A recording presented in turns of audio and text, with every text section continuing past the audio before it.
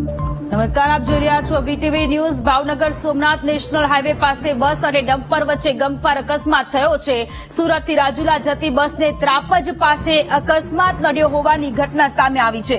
ગુજરાતમાં છાશવારે અકસ્માતની ઘટનાઓ ઘટ્યા કરે છે, ત્યારે વધુ એક અકસ્માતની ઘટના સામે આવી છે ત્રાપજ પાસે, કે જ્યાં ગમખ્વાર અકસ્માત થયેલો જોવા મળી રહ્યો છે।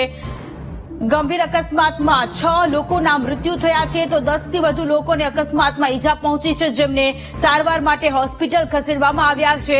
ઈજાગ્રસ્ત લોકોને તળાજા અને ભાવનગરની હોસ્પિટલમાં સારવાર માટે ખસેડવામાં આવ્યા છે। હાઈવે ઉપર બંધ પડેલા ડમ્પરની પાછળ ખાનગી બસ ઘૂસી જતા અકસ્માત થયો છે। સુરતથી રાજુલા જતી બસને ત્રાપજ પાસે અકસ્માત નડ્યો છે।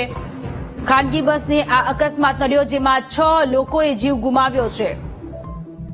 સંવાદદાતા ભૌમિક ફોનલાઈન પર જોડાયેલા છે। ભૌમિક, ભાવનગર સોમનાથ નેશનલ હાઈવે પાસે બસ અને ડમ્પર વચ્ચે અકસ્માત થયો, જેમાં 6 લોકોએ જીવ ગુમાવ્યા છે।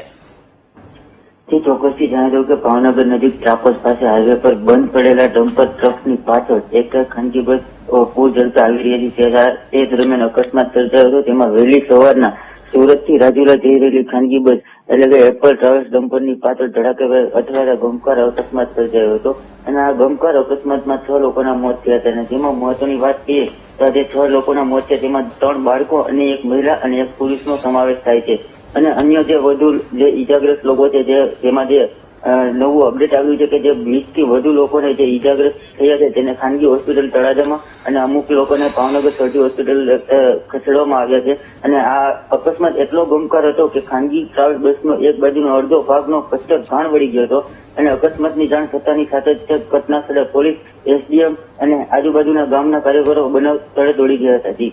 જી, આભાર તમામ વિગતો માટે।